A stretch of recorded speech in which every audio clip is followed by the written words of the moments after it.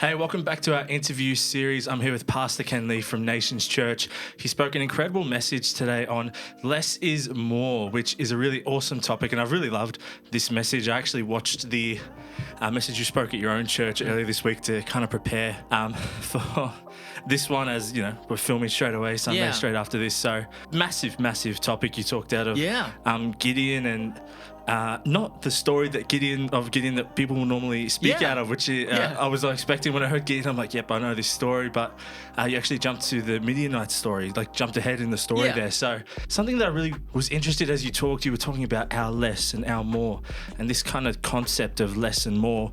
And I just wanted to wonder, what is our less and our more? Can you expand? What is the less and more that we're actually talking about today? Absolutely. Well, I use Gideon as a foundation because of what it represented. And I think the 32,000 soldiers he had to start off with represented the natural resource that he had. And I think sometimes we look for an abundance of natural things in order to set us up to do miraculous spiritual things.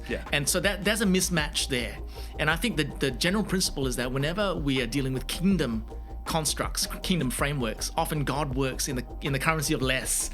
Less of the natural things, and he calls us to great things without seemingly pairing it up with the abundance of natural resource that we need to be a success, if you like. And that's the premise of less is more, that in the hands of God, when we trust him with our less, whether it's the meager amount of talent that we've got, or the small amount of time that we've got, or a small amount of resource that we've got, and money, and whatever it is that you think your limited sense of natural resource is, in the hands of God, he takes that and makes that supernaturally into the more. That's the whole idea. Yeah, so it's almost the more is our abundance, the natural talents, abundance. The extra, whereas that's right. the less is almost just as we are. Yes, correct. It's talking about giving everything that we have God as we are. As we are. Not, this is the extra that I've got, you can work with that because this is really good. Instead of looking down at it, flip the script on it, that God actually sees, like the 5 loaves and 2 fish, They would have looked down on it. It's like, what are we going to do with that? 5,000 men plus women plus children, that's a massive mismatch. But I think it's about flipping the script, that the kingdom of God sees less things differently to us. That's the less and more there. So if you haven't watched the message, make sure you go check that out and come back here to continue and understand a little bit more about what we're going to talk about. And there was a point in your message where you talked about when we have more and we have like talents and something good happens. You specifically talked about like singers when they get up and sing and they have a great voice. People are like, wow, they can sing amazingly. And you talked about how that glory will go to us and not to God. Can you expand on what that looks like a little bit? Yeah, definitely. Really, the crux of that is that, sometimes when we feel like in the natural we don't have enough in terms of what we feel like we need, and really the temptation for us would be to hustle and get more. And but if I was underqualified for something, to do something, and I was really floundering at it, and I went ahead and hustled and got myself more qualified, there's nothing wrong with that. But there'll be no deference to God for that.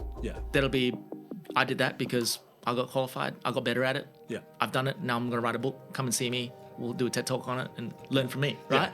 So that's really the premise of it. And I think even though, you got to hear my heart that the Lord actually wants us to be better, wants us to improve. That I think that the general construct is to not look down and not say no to God when we feel like we've got less than what we're going to need, or we have less than what it takes to step into all that God has called us to do. Because the Bible doesn't, the Bible is full of stories, and I gave a handful of examples. It's full of stories of people that always fell short of the bar.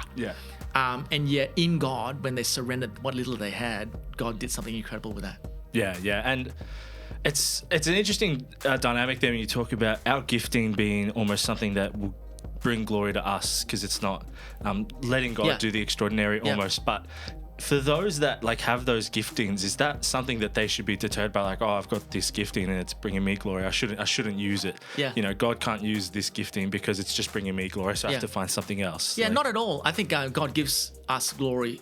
God gives us gifts to give him glory, and that's really about how we use it. And I think for an incredibly gifted person, I think for every person, we should always say yes to things that are way beyond our natural ability. So whatever your natural ability is. So I've got 2 sons. One of them has a disability, so he's very limited in what he can do. And I've got my oldest boy is very naturally talented. He's intelligent. We call him the package because he's got everything. He's good looking. He's smart. He's musically talented. And I always still encourage them both in whatever that they've got to always say yes to things that are way beyond their ability to do. Yeah. Because that's in that gap is where God gets the glory. Make sense to you? Yeah. So whether it's my son, he just recently did something that he previously wasn't able to do, you know, and at almost 18 years old, it was a fine motor skill thing that he did, and we just have always encouraged him just to push himself and allow God to do more in him, and we celebrated that. Yeah. Because we saw God at work in it. In the same token, I've got an incredibly gifted older son as well, and we've seen God do incredible things through him that are way beyond even his own natural giftedness was able to facilitate. And I think that's the point. You know, if you're incredibly gifted, use that gift for his glory, but always continue to put yourself in a position where even what you're saying yes to do is way beyond your natural capacity to do it. Yeah, expecting so much more. Yes. Than just the small that we think God can Correct. do. Expect that there will always be more. Absolutely. Yeah. And is there any examples in your life, and you talked a little bit already, about like using that God has used the less in your life, or like a testimony even through your sons or your wife? Like there's something you've heard where God has used the less in someone to bring him glory. Yeah, I'd encourage you to watch the sermon, because I shared about how, you know, my background is I was a worship pastor for many years, and that's a very natural part of my gifting. And I would have thought that out of all the things that the Lord would have expanded in our church would have been, you know, we'd be exporting worship music across the globe, which is, you know, and like you guys, we've got great worship. We've got a fantastic youth ministry just like you guys as well. But what God has actually used was the very thing that we thought was our greatest limitation, which was our disabled son. Yeah. And birthed a ministry called Heroes Academy, which is a ministry to children with additional needs and their families. And we've got, in all our locations, we've got different parts of our kids' church wings that are carved out now for children with additional needs to cater for them one-on-one care, so that families can be totally ministered to. They can come and check their kids in, and they have this completely safe and God-engaging program, regardless of where they're at, how neurodiverse they are, which has been such a blessing to the community. We're one of the few churches in WA to have that. Yeah. And wherever we go, we advocate for it, you know. Yeah. And the Lord has actually used that part of our lives, which we thought many years ago was going to be the very thing that took us out. Yeah. To be the thing that has now given him glory, and not in our own strength. Chrissy and I will look at that and go, man, that's nothing we've manufactured. We just said yes to God along the way. And that's really what I mean. We've had to live. This is a lived sermon for us. Yeah. That God can do more with our less than we can with the more that we try and do in our own strength. Yeah, that's amazing. And I guess it was a real journey for you guys to see that, to understand absolutely. This is where God is leading us. And is there moments in our own lives where we're able to almost recognize when God is trying to do that in us, or is this just something that as you carry on in your prayer life, as you walk with God, He shows it to us? Again, it's a paradigm shift. What I try and always encourage Christians to do is we're very discomfort averse. And so whenever we feel like we're out of our depth, we equate that to, that can't be God. Yeah. Right? Wow. Like God's calling us to go to a faraway place for a mission trip, and it's the idea of the discomfort of that, the unfamiliarity of that. We think, oh no, that's not for me, that's not my grace. I'm all for the Lord using people where they're gifted, but I'm also all for trusting God for the things that we think if all that we did was along the lines of what we're capable and gifted to do, Peter would have never walked on water. Yeah, wow. Do you know what I mean? That's true. If all that we did was just run in the lane that we feel that we were capable of doing, then there would be so much of the Bible that would have never been written. And so I'm always helping Christians to kind of flip the script on what they feel is out of their depth, uncomfortable. I don't know how to do that. It's in that space that we actually find that God gets the glory and God can do more. Yeah. And it's like He takes over. It's like where you fall, where you are versus where God wants you to be. That gap is the story of God. Yeah. Up until there, it's a story of you. Make sense? Yeah. He'll come and fill that gap. Yeah, that's it. Yeah. And how important is prayer in these situations? Vital. Absolutely vital. And I think it's, I touched on it, is the trust and dependency piece, which this gap naturally lends itself to. And if you're not a person of prayer, you'll naturally, so what prayer does, it gets you out of the natural and into the God space that you need, into the dependency space, into the trusting God space. And if you're not a person of prayer, you're not likely to want to step into flipping the script on less, because you'll see your less through a natural lens and naturally just step away from, we can't feed the 5,000 today, send them home. Or, do you know what I mean? Yeah. No, I'll keep the oil and flour today because I can't surrender that to you, God, or whatever that is, and prayer. What is prayer? Prayer is a conversation. It's a massive part of our intimacy with God. And the closer we walk with God, the more I think we're able to trust Him with our less than if we were to just be independent of Him. This concept of less for some people can just really be everyday life. They feel that absolutely. I have nothing to offer. I go to the shops, I go to work. I see my friends. That's all. I have no talents, no gifts. I serve in the welcome team. I give my tithe every week, whatever. But my life is at the foundation, just very less. There's no miraculousness. How can God use us in that every day? Because really God question. can move, as we know, but how's Really He using great our question. every day, that lesson? Really good question. I think that's the intimacy piece as well. So when you have the mindset that your less is more, you might just be at a bus stop. And God quickens on the inside of you to say, hey, I need you to say hello to that lady next to you and ask her how she's going. And it might open up a story about your own faith, and you might invite her to church, right? But if you constantly living with, I'm a nothing, I can't be used much by God, I'm just barely surviving, you'll never be open to the day-to-day, what looks like unspectacular, mundane moments where God can actually do something that you ordinarily wouldn't do in your natural. Do you know what I mean? And whether it's just sharing your faith on the train or the tram or or a bus stop or at work or standing on the sidelines watching your kids play netball, whatever it is, it's really observing God doing more with your less in what seems like really everyday things. And I think we need to dispel the myth that the people that are used by God are the people that are overtly public. We all love the footage of the big stadiums and the speakers that talk to large crowds, but that's not primarily the kingdom of God. There are exceptions and they're wonderful. But in the everyday, God uses ordinary, nameless, faceless people like you and I that don't have much, that think we don't have much, that think we don't have much to give, think we don't have much time to give, much availability, our lives are already full. And I think the crux of my message today is just to dispel the myth or the lie that God can't use you because you think you've got less than. And even if we look at less from a monetary thing, if we talk about people that are on their last dollar, rent is due in a week, they're not sure where it's coming from, and they feel God saying, I want you to give to this person, similar to the story of Elijah and the widow Zarephath. And how can people trust in God when they're at that point where it's their last dollar, they feel led to give it away? Are there any bits of insight from necessarily the Bible or your own life, any teachings that you've necessarily come across as well in those instances? Wonderful. That's a really great question. So you're really asking me to teach on something that needs to be personally experienced.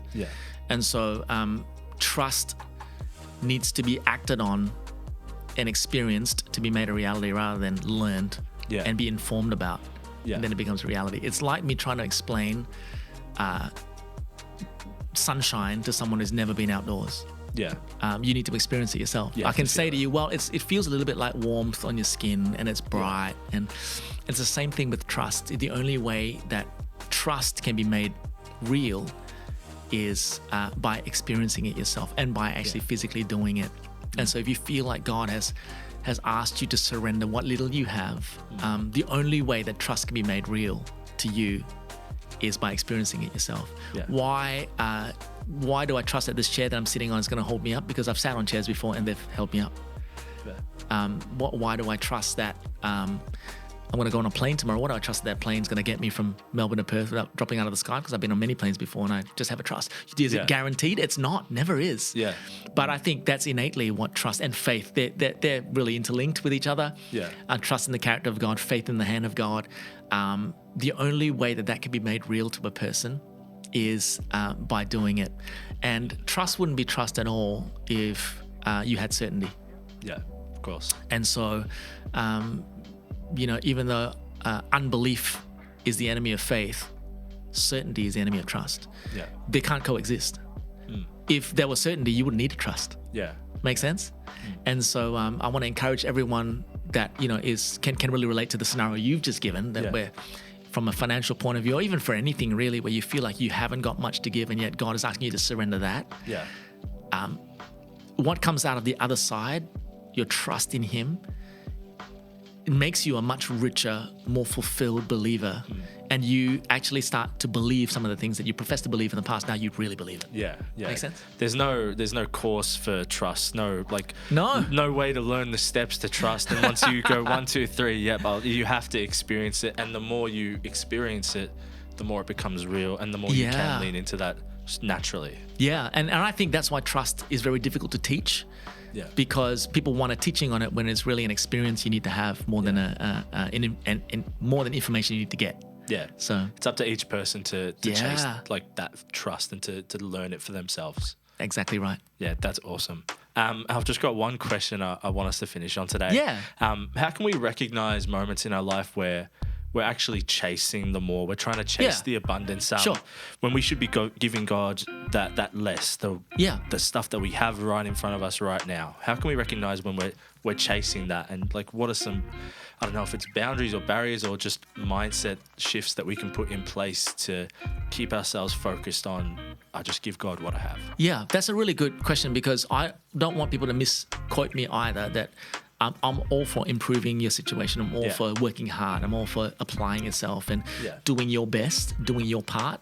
I think the good audit for my own heart is the pursuit of this going to give me more natural assurance? Is it more because, if I were to be really honest, I struggle to trust? Is it more because I would rather have the 32,000 soldiers and control it in my own strength and trust Him with the 300? And so it's my hustle to get more soldiers after God whittles it down to 300. Is that because I'm not really confident that God can do more with what I have? And that's a really personal conversation to have, and I've found myself in different seasons. As a leader, you always want to start off with more. Whenever we plan a campus, we take step out of faith, or send, do an extension there, an expansion there. I always do my due diligence and count the costs as we should in the natural. But I'm always very cognizant, much more cognizant now of, is my pursuit of the more actually going to take the God factor out completely? Or is it just really good, responsible due diligence for me?